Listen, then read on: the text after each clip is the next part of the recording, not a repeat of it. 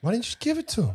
It's Robert Plant. Well, that's what everyone else said, but I was like, I'm trying to make a record. Like, we can work something out. You know what? I bet that might be the first time Robert Plant has ever heard the word no from a woman. Well, baby, you've been on my mind. I think about you all the time. Oh, I want to see your face. That don't make me wait. Pan Am Center. I was having a, University of New Mexico. New Mexico State University. New Mexico State, Las Cruces, whatever it is. Yeah, the good Aggies. The good Aggies, yeah. It was Garth Brooks there. It was like one of my first, like I was like this tall. Hey. So, come on. Yeah. How old were you guys when Garth Brooks? Yeah. All right. Well, hey, let's get this started. We are sleeping around with Bri Bagwell. Bri Bagwell is here, everybody. So Bri, she is sponsored by Carbuck and also Rebecca Creek. And we're so blessed to have you, friend. Think you're so awesome. We have a special guest that will also be joining us during this podcast. But this is how we start it all off, Bri. We crack them open. Okay. And we cheers. We're all drinking Carbuck. Cheers. Here's to sleeping around with Dr. Brandon and Matthew. So thank you, Bri. It's my kind of start to a podcast right there. Mm-hmm. There you go. Into it. Yeah. So you've been doing a lot of these podcasts. I have. I agree to pretty much anything and everything at this point in my career. Come on. I thought I was special. I mean, I'm here, so okay, no, I'm just kidding. I've been doing radio and podcasts pretty much. I feel like I do at least one thing every single day. Yeah. Oh, wow. That's awesome. Well, you stay busy. Yeah. Yeah. And I know you're on the road. So let's just kind of back up a little bit. So I was fortunate enough to meet Bri Bagwell about 6 years ago in Steamboat, Colorado. They used to have a music fest up there. And it was so cold during that, it was 5 years ago, during that festival. And they had an avalanche that my good friend, Kyle Carter, started Mile Zero Fest based off of us being stuck at a restaurant for hours. And I remember just being blown away. I saw you on a women's panel. Am I saying that right? Singer-songwriters. And then, of course, you were on the big stage out there, cold as ever. Yeah. With Ingram. How cold was it? Oh, my gosh. Like, negative temperatures? I've played that outdoor stage like 3 or 4 times, and I don't remember if it was that year, but one year there was a -7 wind chill. Ooh. And Jack pulls off his boot, does his drink. It was so cold. But I know. So that's when I first heard your music, got to know you. And I've been blessed enough that we share mutual friends, and I've gotten to see you at festivals and stuff. And so when we started this podcast, I said, oh my gosh, I've got to get my friend, Bri Bagwell. So thank you so much for joining us. Well, thank you. Well, we are also drinking buddies. Yes, so we are. what choice did I have? Yes, we are. Now, I've seen you probably, this is going to sound like I'm fanboying out. Besides the festivals, I got to see you in some pretty cool settings. And one of the coolest experiences I had earlier this year was a hidden little gym in, what town was that where I had to walk up? Navasota. Yeah, and it was like a speakeasy. Yep. Handsome Dan, a speakeasy back in the day is where they were. Okay. I was just trying to explain when they weren't able to do alcohol. So it was just so intimate and so cool. And that's when I gave you and Paul the wine. And I really loved that show because I've seen you on grand stages, right? But just to see the intimacy and just playing, I really enjoyed that. Thanks. Those are my favorite kind of shows. It's like when you're first starting, you're like, I want a band and I want loud noises and I want a big crowd. And then like the older you get, the more you go through your career. I feel like the storytelling for me, connecting with the audience, like those are the shows that fulfill my heart more. Yeah. So, and those are the shows that I leave feeling like, okay, like this is what I'm supposed to be doing. Right. Yeah, that was a fun one. And it was in an art gallery. So intimate. And there was couches and you were able to bring your own wine, which I love doing that. Right. And so, no, it was really awesome. So let's just kind of jump in. Anybody could Wikipedia you or look you up. And so I'll just give kind of just to set you up with some questions. But did I read this right? That you started later on in life, like 14, when you started singing and writing and then started playing later in college? Yeah, I didn't even pick up a guitar until college, but I started my first band when I was 14. I have 2 older brothers and they're twins. And they're great. They sing and play guitar and drums. And so we started our first band when I was 14. And my mom was like, I'm not really sure. And she actually reminded me of one of the shows that we played, and I looked up, and I was playing keyboards and singing background vocals, really. Mhm. And I looked up, and my mom and my aunt and my cousin, they were all on the bar dancing, and I was like, oh boy. So I would actually drive everyone home, Right. stop At at IHOP 14. at 14. Yeah, New Mexico. Yes, in New Yeah. Mexico. We had like a Thursday night kind of steady gig, and then I'd be at volleyball practice at 7:30 on Friday morning. Mm. But I was like kind of really hooked on the lifestyle, like the honky tonk real early, you know. And I loved it. And then I moved to college, and Where'd you go to college at? I went to the University of Texas at Hook 'em Austin. horns. Hook 'em Hook 'em. horns. Yeah, with that out of state tuition. Yeah, I'm sorry about that. Yeah. Yeah. Just real close to the border. But I loved every bit of it. But my neighbors were 4 boys that they were like, we want to learn how to play guitar to pick up chicks. Mm-hmm. Can you teach us? And I used to watch my brother's hands and just kind of know what he was playing, so I could play it on piano. So I picked up a guitar. I said, I'll show you what I know. And I was Wow. like, I can do this. And my cousin, he played for Kenny Chesney for a long time, I was steel gonna guitar. ask, Yeah. You set me up there because I was going to do Yeah. that. Yep. He mailed me my first guitar to Dobie, my first Yeah, dorm room yeah. in college. So that's how I started playing guitar. And he played steel guitar, correct? And Uh-huh. not only for Kenny, he's played for some other people, correct? Uh-huh. Trent Willman and Mhm. I mean, name after name that I can't remember. But Kenny would be the big. Okay, Yeah. gotcha. Now, were you already writing too at the same time, like leading up to this, and then all of a sudden it's like, okay, I'm going to pick up a guitar, and then how did you decide to go from there and decide you're not going to use the degree that you got? And, Yeah, I know. I tell my mom I market myself every day because I have a marketing degree. okay, So perfect. it may not be a complete waste, but it's hilarious to like. I went to school for marketing, and social media was not even a That's true. thing Yeah, at the yeah. time. So, but I was writing songs at 13, which I hope nobody ever hears. But I was starting to write, and I just started just kind of playing around in college and writing a few songs here and there. And I was at a show at Mother Egan's on 6th Street. Remember that place? Mhm, And mhm. the guy called me up and he said, "Do you want to come sing a song?" So I played one song on the guitar, and they gave me my own show there. That's how I got Now, my did first you show. play That a was it. cover or did you do your own? I did my own, I believe. Wow. And Okay. they offered me my first show there, and I was a senior. And I was like, oh no, because it was a 2-hour show, but I didn't know 2 hours worth of Right. music or couldn't play guitar for that long. I remember that first show, my fingers were bleeding, and I was like, Mhm. ah. But it forced me to get good better at it really quickly. And so I played every Monday. I played Red Dirt Mondays with guys like Ryan Beaver and Ben Yep. Danaher and all like Yep. the first Texas country guys. Yeah, Yes. yeah. Really fun. Well, I Mhm. think when we met, it's so funny because I can't sing. I don't play music, but I grew up in Yukon, Oklahoma. I was born in Texas, but grew up in Yukon. And so my kind of venture into that whole scene was Cross Canadian Ragweed, guys that, I went to school with. And it was just blowing me away at how big they got because of the influence of Garth Yeah. Brooks, right? Yeah. This is way before your time, Bri and Handsome Dan. This was way before your time.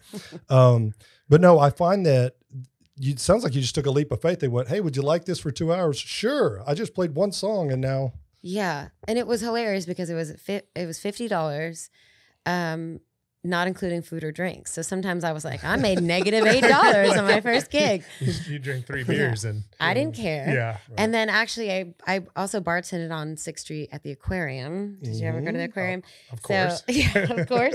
So a lot of times I remember I would go to school and then I would go play the happy hour show, which I was taking my own PA, setting it up.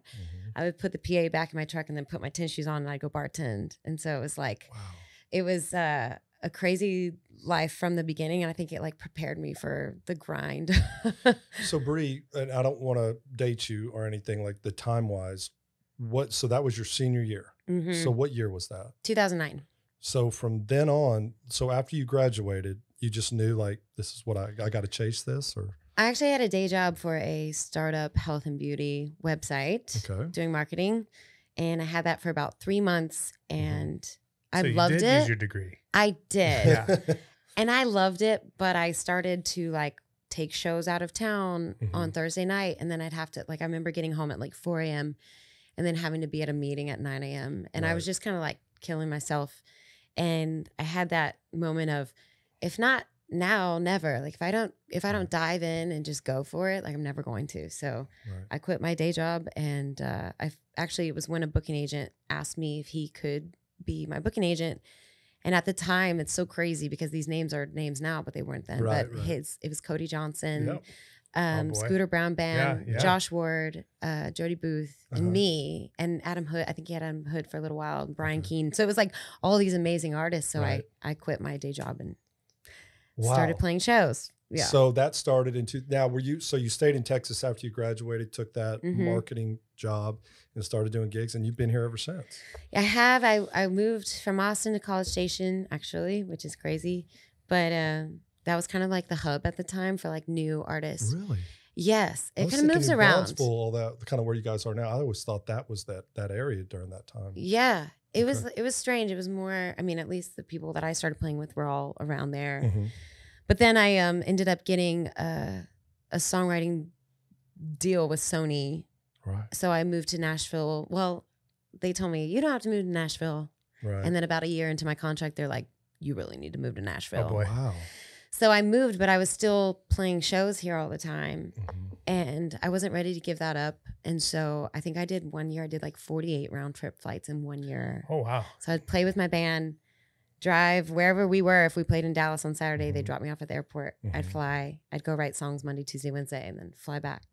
Now, I happen to know some people who do this, but for our audience who doesn't know, that it sounds like this glamorous life of your writing music. It's this awesome opportunity. Tell us a little bit about your experience there in Nashville. That's got to be a good one. Just Yeah. every day, just writing. It's very interesting. And I think like mainly what I took away from it was a bunch of things that we don't really do here in Texas, which is we'll say, hey, we need to write a song, and we don't. And in Nashville, it's like you have an appointment at 9 a.m. Yeah. And if you don't show up Yep.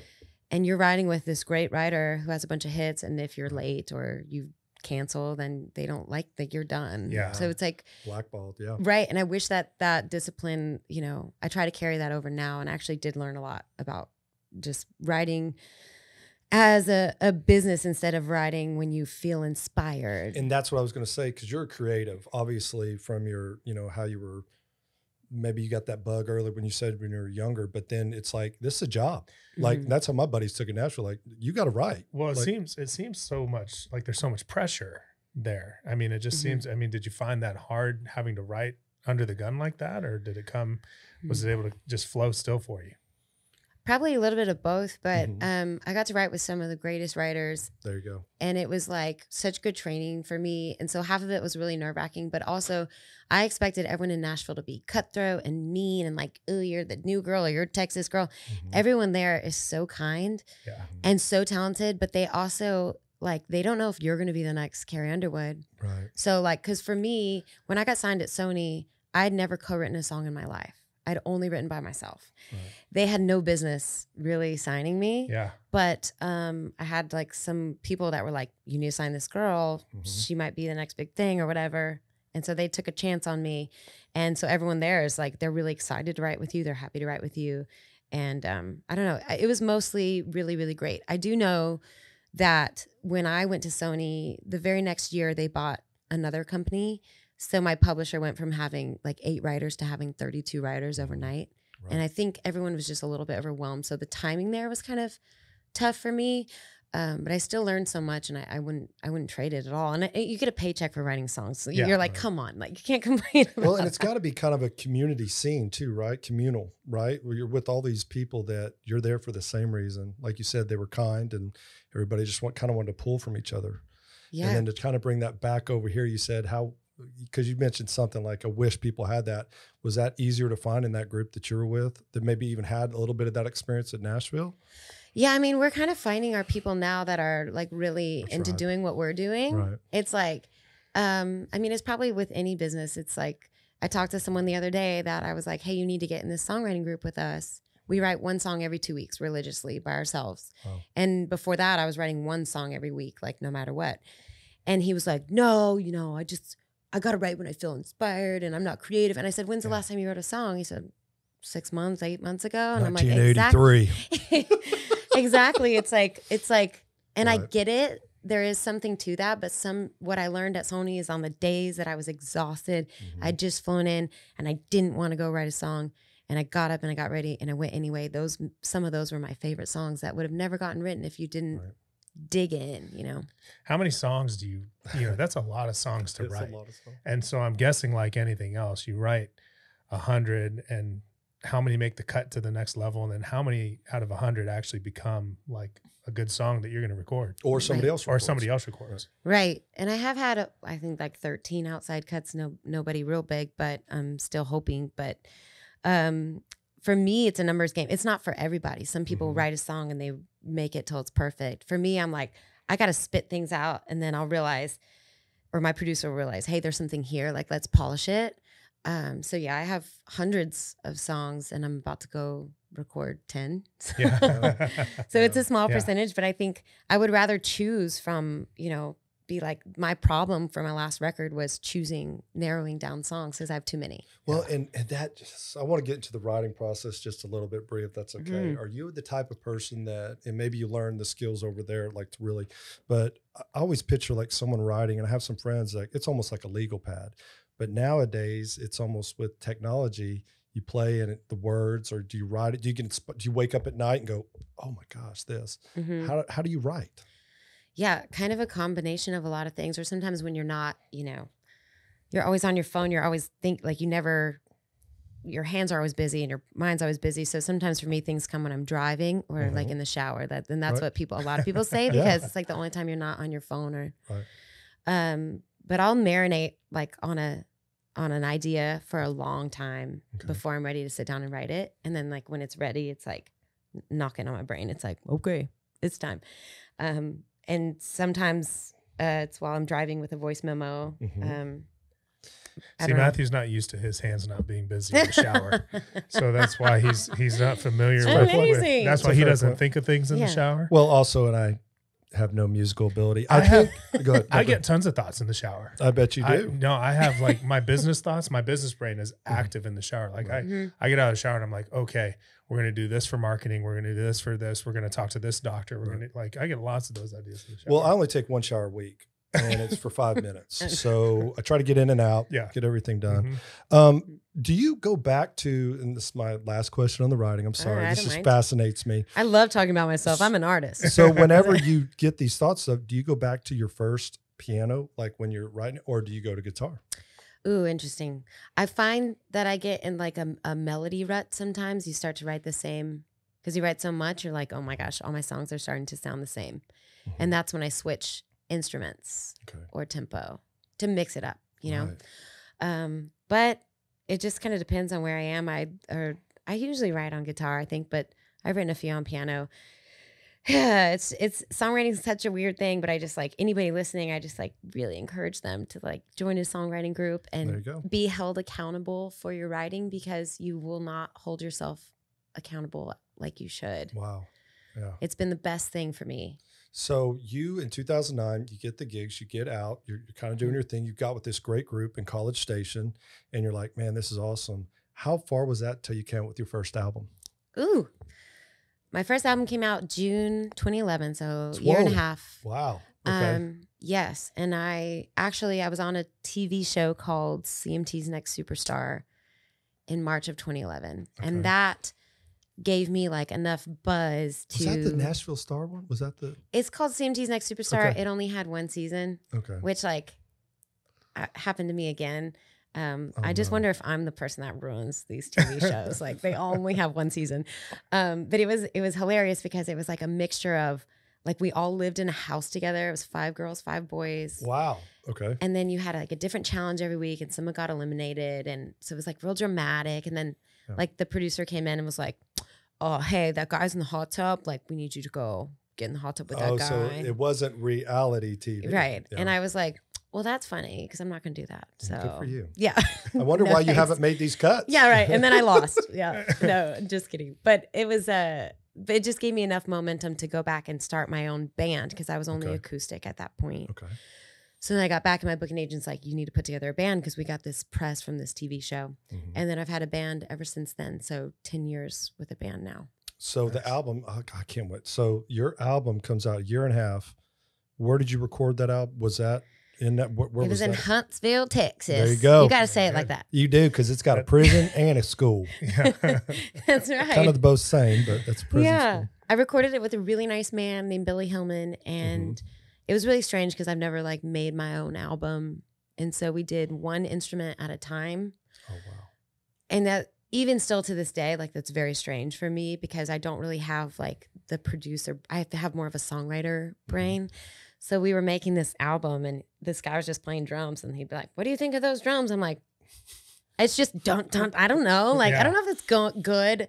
And we did drums until I had enough money to record bass, and then we did bass until I had enough money to record guitar, and it ended up like I just listened to that record because it's 10 years old this year, Right. and I like bawled the whole time because I made that record before my Sony deal, before I was thinking about a song has to be under 3 minutes, 30 seconds or they're not going to play it. Right. Is this commercial enough? Is this Americana enough? Like, just before I had any like inhibitions. I don't know. It's hard to explain. I was just free to make that record. Yeah. None of the noise, none of the sway, none of the right.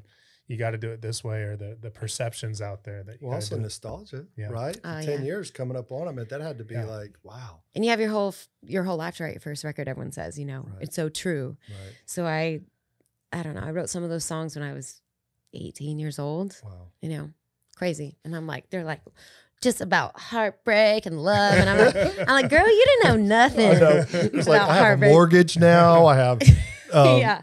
But no, I think so. You launched this album out, and how do you back that album, never knowing how to back an album? Like, did you just do it yourself as well to start booking gigs? Yeah, I put out the album all by myself, and then I swore I would never do it again. And then here I am. I'm doing it again for the 5th time. We're going to get to that. We're going to get to that. Yeah, I'm jumping. Sorry. Yeah. It's just no. It's okay. It's kind of crazy too because everything you know about putting out a record. By the time you put out another record, the whole music business has changed. So you don't ever really learn how to put out a record.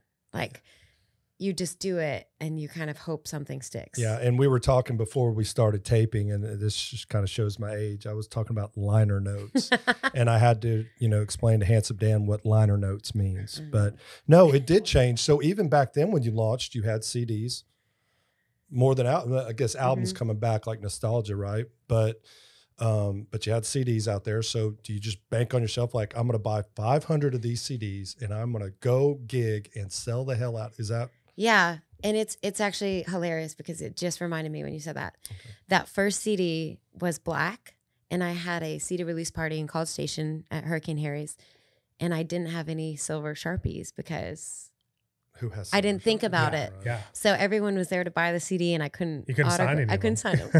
You signed the back of them. Sign the back of them and ruin it. Right. Yeah. The back was black as well. Yeah. I just really boy. did that wrong. Yeah. Hilariously, but for a long time, CDs were a grand majority of all of our income. I mean, we sold CDs for, back then, $15 a piece. You bet. For 10, 11 songs, and they cost $1.50. I mean, that profit margin is insane. Yep. And so now it's so hard to lose. Like the streaming thing is all, of course, that's a whole different conversation, but to not be able to sell CDs now is like really rough. Well, and there's been kind of this movement coming back where, again, kind of like we talked about nostalgia, where it just felt good to feel something, to open it up, to have it as yours. And I guess vinyl is making a comeback. I mean, you said you might do some stuff on vinyl, which we'll get to. Yeah. But so the first album comes out. Obviously, we need to learn to have a better Sharpie with us when we're signing. How long did you tour behind that one album before you went back into the studio? Yeah, well, my next record came out. It was an EP in 2013. And it's actually a compilation of some of my demos that I did while I was at Sony. Okay. So when you write a song that they think is, worthy of pitching or whatever, you get a budget and you get to go to the studio and record it. And then I kind of gathered up all those demos and put them out. And I'm really just not sure that that's entirely legal, and I'm saying it right now. Well, so but they know okay. That I did that. But it was like just the way things were going, and I had a new band. I didn't have the money to do it. And these demos, they sound amazing. Like if you've ever heard Nashville demos, they sound, because that's what they play to get the song recorded by another artist. So that was what that record was. And I love that record too. They're like your kids. Like you're beaming right now. Or whiskey. Talk about whiskey. That's the dog. Yeah. Not just the whiskey. I know. Also my kid. Yeah. Well, I think so. So that one was more. So how did you tour behind that? You were able just to, because it's got to be some momentum, Bri. I've known you for a little while, so there had to just, you had to feel this momentum, just keep building and building. I think what's insane about Texas music and the Texas scene is like I never really toured behind a record as much as I just constantly toured. I did over 150 show days a year for every year I've ever played except for COVID. Wow. And one year we did like 180, which is it's a lot of touring. That's a lot of shows. You know, that's what I always loved about Texas music. It's yeah. like these guys were everywhere. You know, the Texas music scene has just been so alive and well. I mean, even going back to my UT days, and I mean, way back when, you know, I can remember seeing like Pat Green and Jack Ingram in the late 90s before anything was anything, for $5 at, you know, Antone's or something. Right. And still you can see these guys everywhere. And that's what I just love about the Texas music scene. So, well, and I've been fortunate enough through my friendships, right, to be around a lot of these groups of people in the festivals. And it's awesome to see, because you guys always treat each other like family. And it's just so cool to be around something like that. It's a lot like sports, right? Yeah. You kind of have that common, and so it's just cool to see that. So second album comes out, it's mostly demos, right? You're kind of touring behind it. I kind of want to stop right here because I would be remiss if I didn't have Bri Bagwell on our podcast without playing a song. Yeah. So I'd love for you to play one from any of the first 4 albums, and then we'll have a special guest to join us for the new album. Is that okay? Sure. Okay. Yeah. Let me see here. Oh, okay. And she has a handsome guitar tech that has joined us, and you'll get to meet him really soon. However you need Real it. Handsome Dan can. Do you want the boom? Do you want it? Do you want Let's it? see. I'm really. I think you might need it. Do you need this? Maybe. Yeah. That's a great idea. So that's Perfect. Our Mark did it like this as well. And while we're taking a break, again in studio we have Whiskey. How old is Whiskey? Oh, we don't know. Hers a rescue. Hers is a rescue. If you follow Bri Bagwell on social media, you will see that the star of all these shows is Whiskey. And we're definitely going to have Whiskey make a cameo as well. Yeah. We also have Whiskey. Oh, yes. Rebecca Creek. Rebecca Creek. That's right. Yeah, I found her in the middle of the road. She was full of fleas and real skinny, and then she's been with me ever since. But they think she was like about 1 or 2 when I found her, so she's probably 3 or 4. Well, I've seen her on stage. Same thing, right there. Awesome. I know. It's yeah. I wonder what I should play from this. Yeah, what are you gonna play? records. Well, you know what? You can play anything you want. Just tell us a little bit about it. Okay.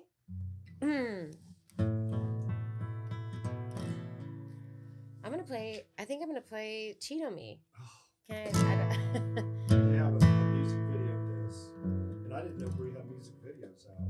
And one of my good friends goes, "You do realize she's got a music video out?" I was like, "No, I had no idea." You know, Mr. Heavy Metal guy. But yeah, so go ahead. I'll shut up now. Yeah, that music video is really fun. I conned all of my hot girlfriends to come be in it for free.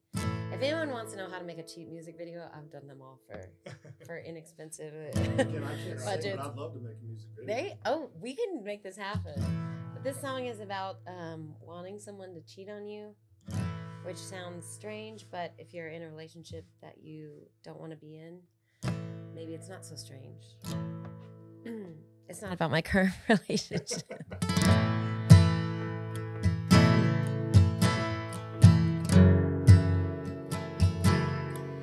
And I wish you would cheat on me. And I wish I could catch you in a lie. I wish you would call me up and let me down and listen to me cry. I wish you would break my heart. I wish you could look me in the eye and tell me there's another woman and just tell me goodbye. Then I say if I never saw you again, it would be too soon. Then I could make you feel real bad, 'cause my mama thought you hung the moon.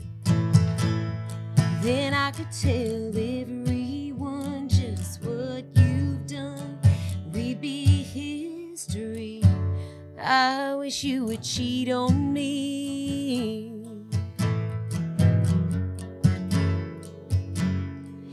I wish this could be enough, and I wish I could sleep at night. I wish I didn't hate myself, 'cause when I lie it just don't feel right. And I wish there was a tight red dress. I wish there was whiskey and wine. I wish you'd get down on your knees begging, baby, please. It was just one time. Then I'd say if I never saw you again, it would be too soon. Then I could make you feel real bad, 'cause my mama thought you hung the moon. Then I could tell everyone just what you've done, and we'd be history. I wish you would cheat on me. You've never done me wrong, and you never will. Oh, but if I broke all of the rules, then you would love me still. Don't make me stay if I never saw you again. It would be too soon. I know you're gonna feel like hell, and your mama thought I hung the moon. I know that I should turn and run, 'cause you're not the one, but you deserve to be. I don't want you to hate me. Don't make me do this, baby. I wish you would cheat on me. Oh, I wish you would cheat on me.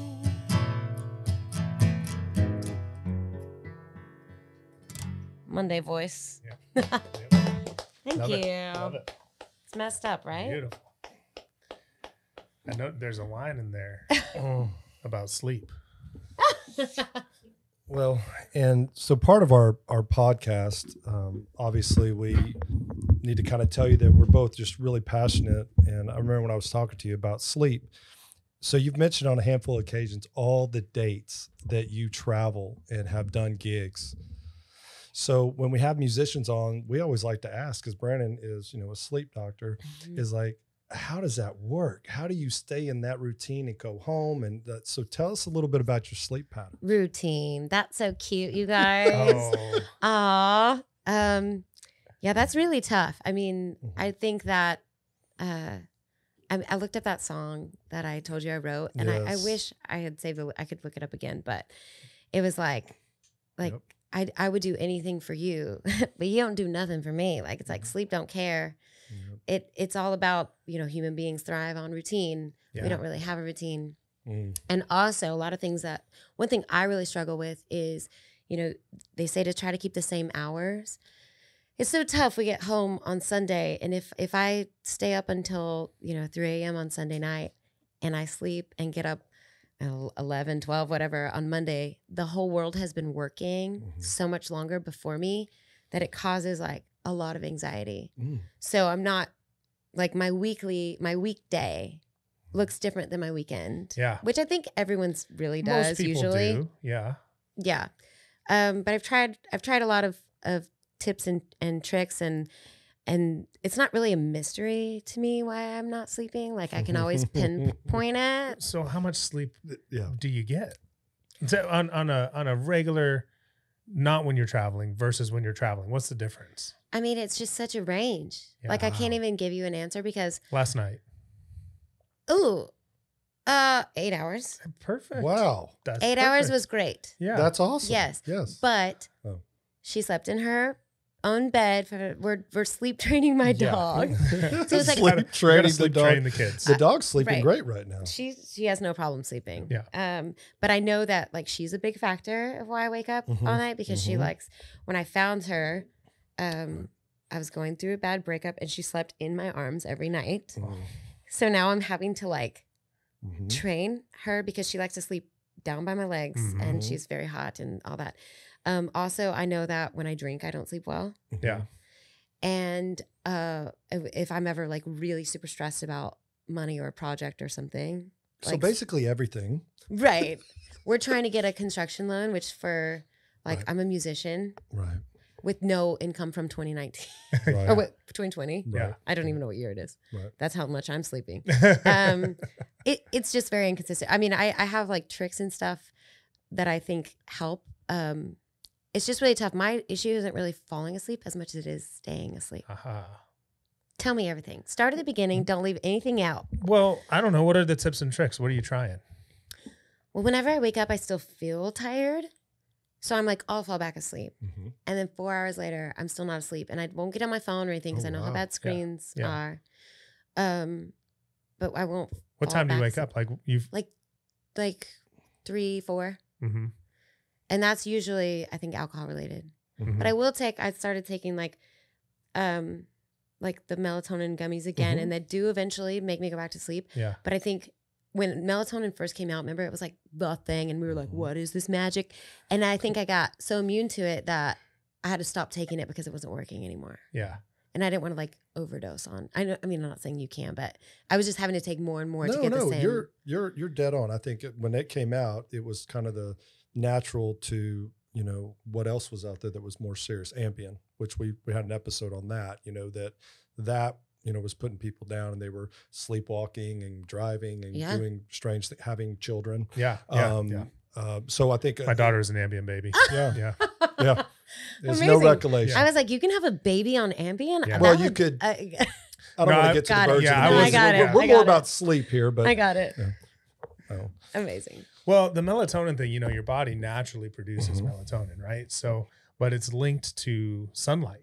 And so one of the things about melatonin is it only really kicks in and works if it also is in relation to the time of day that you're taking it. So your melatonin has to be taken an hour or so before the sun sets, you know, and then it's by the Mhm. time it's digested and it starts kicking into your system, because that's your body's normal Mhm. release of melatonin. See, And everybody so- takes it at night. They go, well, I need to take my melatonin Right. before I go to bed. I pop But it, it's, then I lay down. it's like 4 hours after the sun's So, gone down, That's right. and it may not have the same effect because Yep. of how, you know, there's some. And you studies on that. exercise, Interesting. right? Or Yeah. you Yeah. still do? Okay, Mhm. so that's part of it too. Yeah, I do. I mean, I try to do as like when your life is so crazy, you try to control the things that you can control. So, Yeah. mhm, So for me, that's working out. I mhm. can do that, and so I do work out and I eat well, and I do know if I'm up all night too, because I don't do bread or sugar.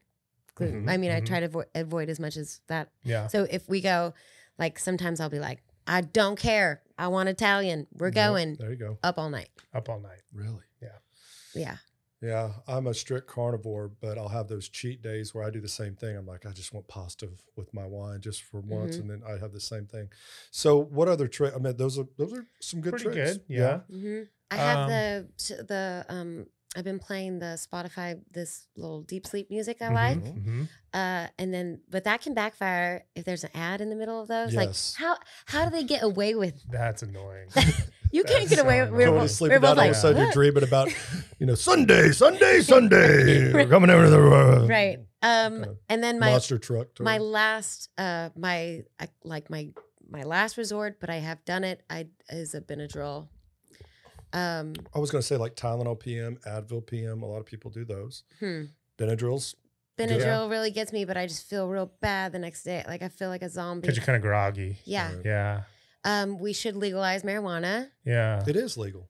Many places. Yeah. Oh, it's not legal here? No, not That's embarrassing. technically right now. It's decriminalized though. Oh, sorry. Yeah. Exactly. Right. I got back issues. But I can't smoke. Kills my voice. Yeah, but Yeah. edibles are not that anybody Edibles would do are this. a felony. Are they really in the Yes. state of Texas? Yeah. See, I'm learning about this Yeah. too. Yeah. You know, the thing about marijuana though is it helps. I think it helps people fall asleep pretty easily. Like the people who have insomnia and Mhm. have trouble falling asleep. Yep. But most of the research, and there's some mixed studies out there, show that it does impact REM sleep and it Yes. decreases. And it's kind of the same as alcohol as well. Mhm. Like it Really? decreases your quality of REM sleep. Hmm. So I I think found you're that- doing some good things. I mean, you mentioned screen time. Mhm. turning off the screens, not looking at the phone, not looking at the computer, beforehand. You mentioned the white noise. I like that. I complain a lot. You complain a lot? That's one thing that I think helps, but I don't think it's helping. Oh. It doesn't help me. So what about temperature? You keep it cool in the room? Cool yes, temperature? very cold. But like I said, she's like a furnace. But the dog, you got to keep the dog out the bed. Yeah, I know. I don't want to. Dogs and children. Dogs It's and tough. children, kick them out. Yep. Goodbye. Yeah. Goodbye. Yeah, I know that. It's a hard pill to swallow, but I know. Yeah. That. I also love my boyfriend, so Yeah. the dog needs to go. Dog needs to go. Yes. Yeah, we got nothing will kill romance more. We got to create Nothing will kill romance more than whiskey. Yeah. Amazing. Too much whiskey. Yeah. No, but that's important too. I think there's some comfort to that. You had mentioned, and you shared it earlier, that you went through a bad breakup. You wrote that song. The dog helped you, but now you're in a healthy relationship, right? Mm-hmm. Has that helped with anxiety? And when we will all get to meet he pretty soon, when he's done with his travels, do you sleep better when y'all two are together versus being apart? Oh yeah, he was he was away last night. He was in Missouri, driving through the night. Missouri. Missouri. Missouri. And he, just the anxiety of Driving. him being, and then he's always on driving through the night on 35, which is just terrifying. Which is scary. Yeah. And then I woke up because I thought I heard a knock, and I lived a long time by myself, and so I'm writing all this down. This is a song. Y'all follow. Aw. I'm already doing this. And I, I couldn't go back to sleep. My heart was pounding because I thought I heard a knock, and it's like, I don't know. It's silly because I know I could really just anyone that comes in, I know I got this. So you were saying you wrote a song about sleep. I did. Yeah. And we were talking back and forth. Go ahead, look it up. Yeah. At some point in your life, you were thinking about sleep enough that you actually wrote a song about it. Yeah, and I only listened to it once, and I wonder if I could even fake it. And if we,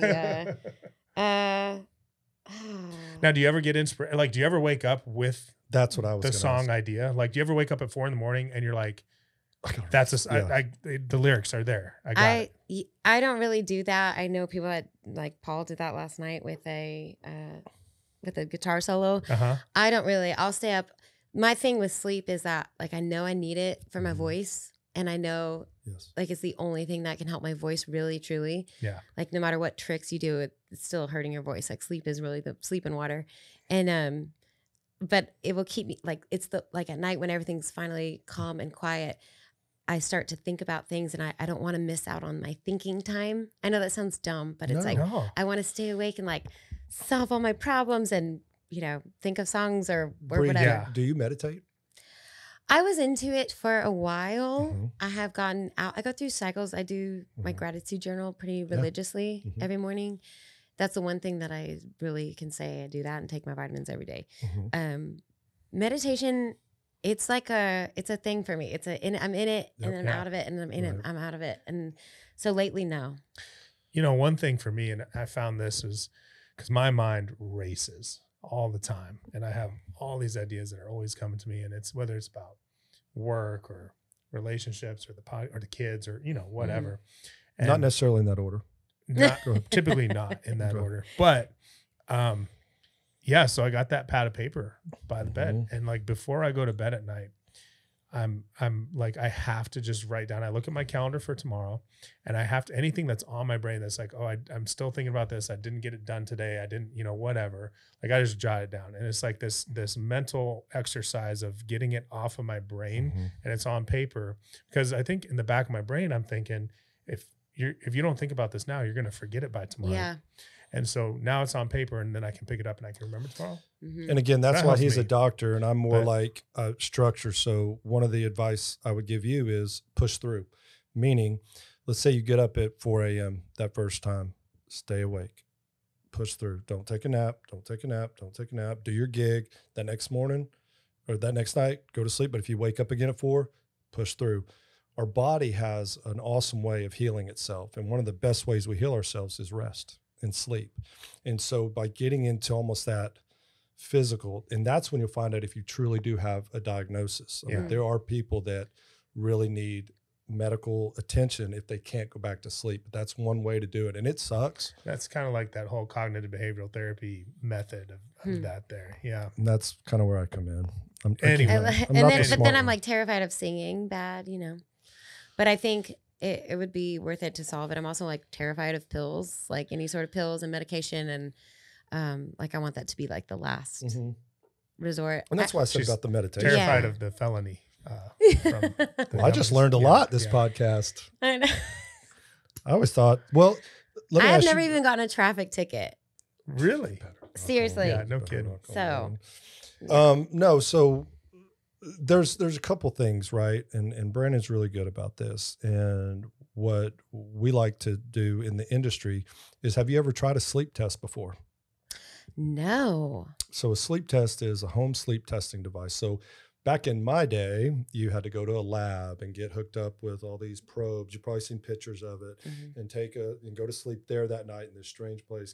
It's a very good test. Then you take a nap the next day. Now, technology has it to where we could literally just ship it to you on the road, Wow. and you put it on, sleep, wake up, goes the cloud, and then someone would say, "Hey, this is what's going on while you're sleeping." Yeah. That's interesting. I would love to know, but I would also like not know where to take it because, like, for example, last week we played this festival and we had got this Born and Raised festival in Oklahoma. Kind of know about it. Yeah. Yeah. And well, I wasn't going to say no. But we had taken a show the night before in Crystal Beach, Texas. So they're 9.5 Oh, yes, hours they are. Ooh. apart. So we drove from Crystal Beach to Dallas to meet the tour bus. Mm-hmm. We were in the van. So I slept on the floor of the van and then I got in the tour bus and it's like, it's the bus is loud and that's really nice. Mhm. But the minute you stop or take a turn, it's like No. you're waking up You're every waking up. second. Yeah. And Yeah. I don't know, that's a rough Yeah, that's one. tough. I mean, it is. It's tough No, to. that's It's tough what to we talked travel. to- That's what the same thing we talked to Mark Yeah, about. and Mark, when he had the big tour bus and all that, he Mm-hmm. was like, it seemed like a good idea, and you Yeah. could get to places and do all that. But man, it was, you're not really you sleeping. definitely don't sleep like you do at home. Right. Well, no, I mean, that's something that, we could definitely help you out with as far as, home sleep testing. Just try it out, see what's going on, because it doesn't sound like you have major. It's more just kind of what your lifestyle is right now. But if you slept 8 hours last night Yeah, I did. or today and last night, meaning, because I know you were worried about, but like sleeping is, that's how you're, resting your body, Bri. And the Yeah. voice, like you said. Yeah.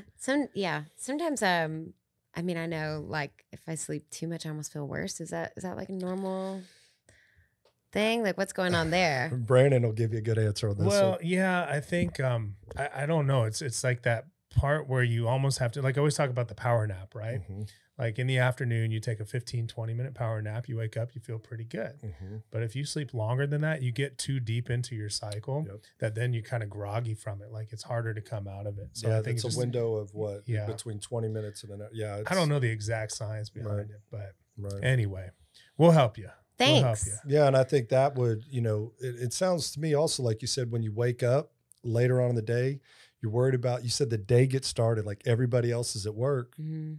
But you've been doing this how many years now? This is what you do. You I work know. at night.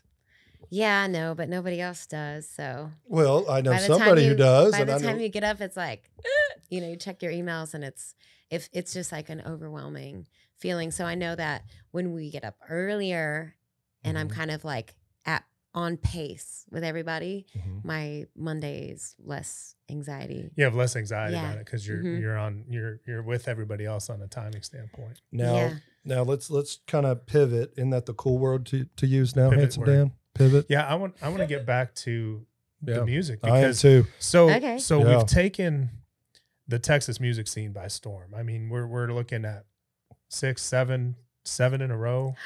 7 female. Female Texas Music Artist of the Year. Is that, right. Yeah, right? Yeah. that's right. And Okay. I just got Female Artist of the Decade for winning the most. That's Everybody. phenomenal. Congratulations. Thank you. And so By the way, hold on real quick. I just saw y'all's pictures this last year. I mean, y'all look like movie stars at this thing. Like, is this like a gala event? I'm serious. It's like red carpet and all that. Yeah, it's a big deal. Oh my And it's gosh. also like my table was me, Paul, Sundance Head, William Clark Sundance. Green, Aaron Watson, Oh, wow. Randy Rogers, A-Dub. Casey Donahue, it was like Kevin Yep. Fowler. It was insane. Yep. It was like, it really was kind of we need to get Aaron Watson on the podcast. He's a cool dude. He's great. He's phenomenal. He would love to do it. I used to hang out with him. So he went to college with one of my buddies, and we'd go see him when he played in San Antonio, and we'd go hang out with him on the bus afterwards. Right. And he was always just really cool. He doesn't drink as much as we do. So No, he probably gets more sleep than we do. He probably gets way more sleep than I do. He's gonna be for the sure. only artist to come on here and be like, He's like, I got this sleep down. Great. I got this down. I don't You guys need have your Topo help. Chico. Yeah. It's from Texas. We're good. Topo Chico. So in the last decade, as you've kind of gone through this and you've grown and come up in the ranks and everything, you've gotten to work with a lot of cool people. Mm-hmm. Like you've gotten to work with, write with, perform with lots of cool people. Like, is there any that really stand out to you? Like this is like, that was the, Hey, I'm gonna give you a hint. Well, the second coolest, I got to actually, when I first started, like a big kickstart to my career was Miranda Lambert's mom walked in and I was singing on a bar stool. Yep. And she helped me. Well, she said, baby, you're going to come to my house and play me every song you ever wrote. And I it's was Miranda like, Lambert's mom. yeah. And I was like, I don't know you, but okay. Sure. Yeah. Turns out it was her. And then she's the one who helped me get that Sony deal. Wow. And also I got to open for Miranda. And then this last summer, actually during COVID, not to like be the total ultimate name dropper, but COVID was so hard. I feel like we deserved a good moment. Right. And Miranda came down More fun. to float the river. And so we got to float. And then we song swapped with Paul, me, Miranda Lambert, Wade Bowen, Sunny Sweeney, and more. I can't even, it was Love just the Sunny. coolest. Awesome. Yes. Sunny. Oh, Sunny's. Oh, you have to have Sunny. Oh, yep, She lives close to here. I've already reached out. Okay. I Good. love Sunny. No, I think that was around the time they took off and went to Marfa and did the Marfon recordings, right? When they The Marfa Lights? they did the Marfa tapes. Marfa tapes. Yeah. Oh, yeah, my Jack gosh. and Miranda. Yeah. Right? Yeah. Yeah, I didn't know they were doing that, but that's really neat because Paul loves Marfa, so Oh yeah. we go there and we actually just finished my record in Marfa too. So there really is something like magical about it. Yeah. It's crazy. Well, I've heard so much about it, and you have been working on the new album. Yes. You've recorded 5, or you haven't recorded 5 songs, and you have 5 more to record. Mm-hmm. I'm halfway through ish. Okay. Ish. I just finished vocals on 2 of them, Mhm. and so 3 more, and then we do harmonies, and then we put more instruments and keyboards, and we're gonna put some. Do you want to say something about where you're recording it? Yeah. Maybe give them a plug. Yeah. Well, I sure. want to also say, because I haven't been able to tell anyone, like the coolest thing ever, I was recording at Sound Emporium in Nashville. Mhm.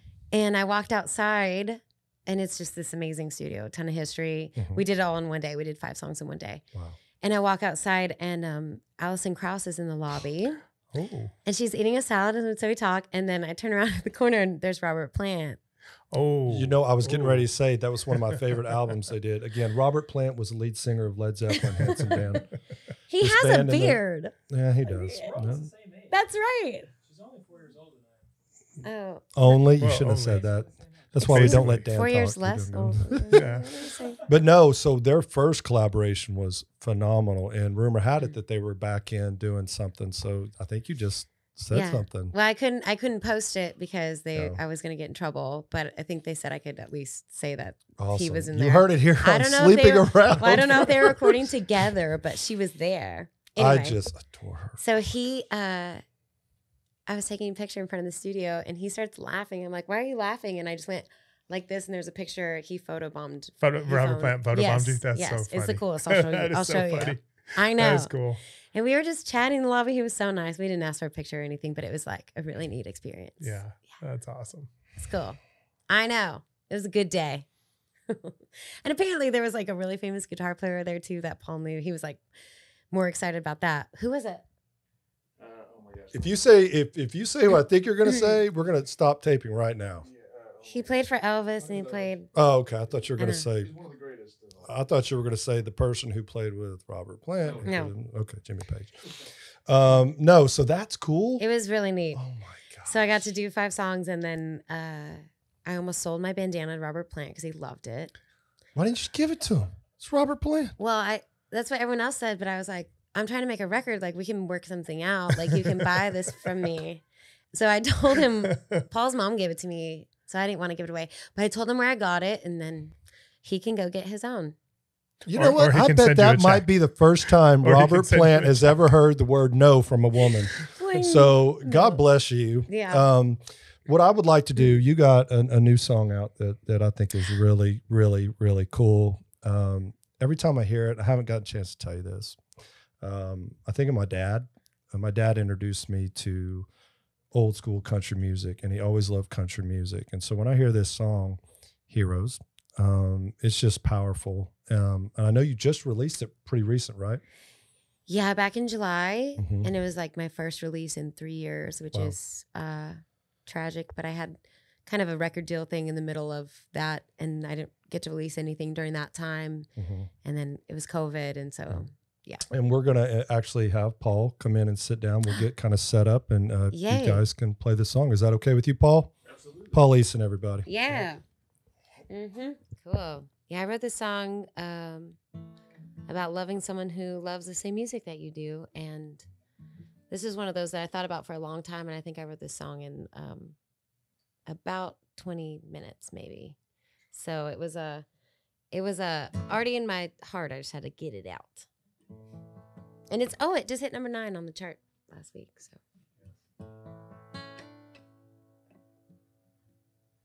1, 2, 3.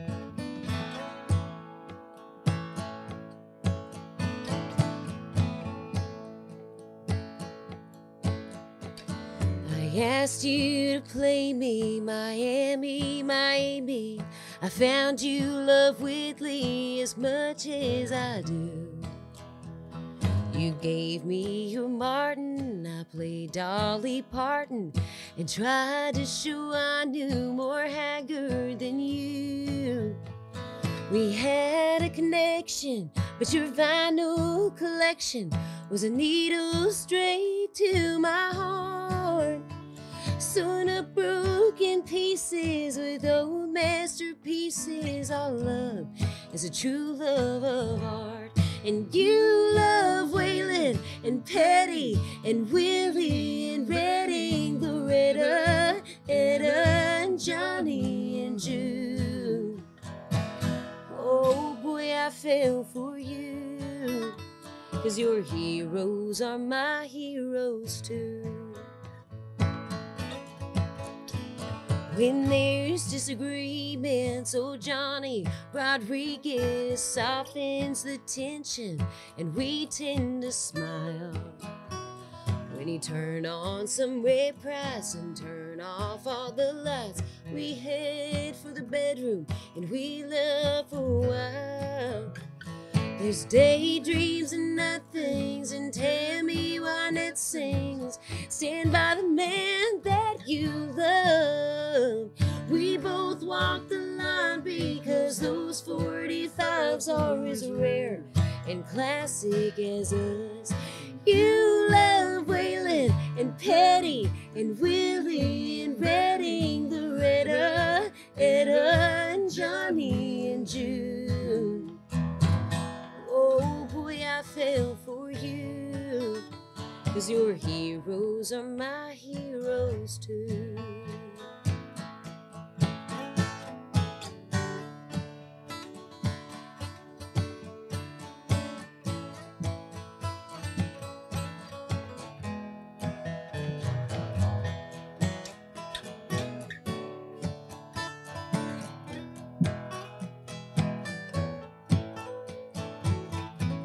And you love Waylon and Petty and Willie and Redding, Loretta, Etta and Johnny and June. Oh boy, I fell for you, 'cause your heroes are my heroes too. Oh boy, I fell for you, 'cause your heroes are my heroes too.